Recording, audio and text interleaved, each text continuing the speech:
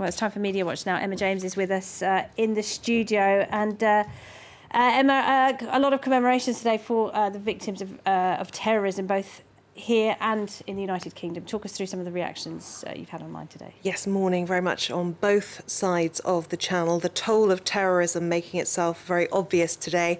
13 soldiers being remembered for their sacrifice. They were killed in action in Mali, part of Operation Barkhane. It's a 6-year campaign that's involved there are 4,500 soldiers out there. These 13 men range in age from 43 years to just 22 years of age, and they've all posthumously been awarded the Légion d'honneur today at a ceremony held at the Hôtel des Invalides. Hundreds of thousands of people turned out on the streets of the capital today as the cortege made its way to the Hôtel des Invalides for that national homage, led, of course, by Emmanuel Macron, the French president.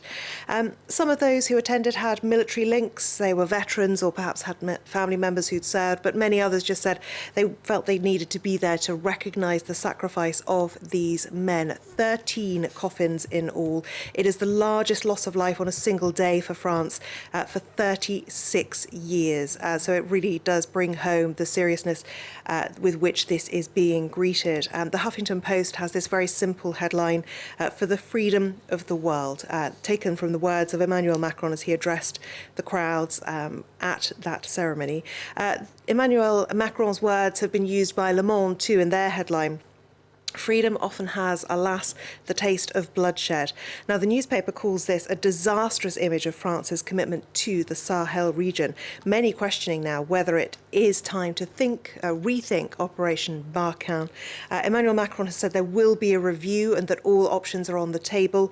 41 French soldiers have been killed since that operation began in 2013. But it's also worth noting that it hasn't yet stemmed killing in the region either for civilians. More than 1,500 civilians have been killed by jihadists in Mali and Burkina Faso just since January. There is some controversy here in France, unsurprisingly stirred up by Charlie Hebdo. They always seem to do that.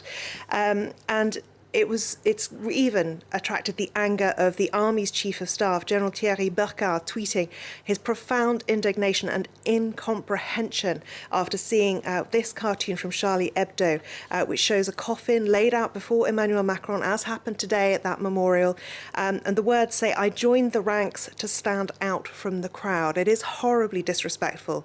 Now, interestingly, it's a play on the recruitment campaign, I think, isn't it? Yes, absolutely. It is just awful, and I don't really think there's any redeeming feature in that. Now, interestingly, General Burkhard chose to actually invite the magazine's editor, a gentleman by the name of Riss, to attend the ceremony. You wouldn't think, after what Charlie Hebdo went through back in 2015, that they would need to see it laid bare what this sacrifice meant, those 13 coffins laid out at the Hôtel des Invalides, but apparently they do. Instead, though, Riss replied publicly, defending the magazine's satirical spirit while acknowledging the soldiers' sacrifice. All right. Well, across the channel, as you say, another ceremony was underway today, right in the middle of an election campaign, of course. Jeremy Corbyn and Boris Johnson both paying tribute to the victims of that terrorist attack on Friday at London Bridge. Yes, 2 vigils held in the United Kingdom, and it was really 2 tales of mourning, because in London there were many criticisms of political opportunism, as there have been since this terror attack took place. Now, this image shows really the personal pain behind those headlines. This one was taken in Cambridge. The lady in the middle, Leanne O'Brien, is Jack Merritt's girlfriend. Jack Merritt, one of those who was killed in Friday's attack. Students, weren't they? Yes, well, they were working.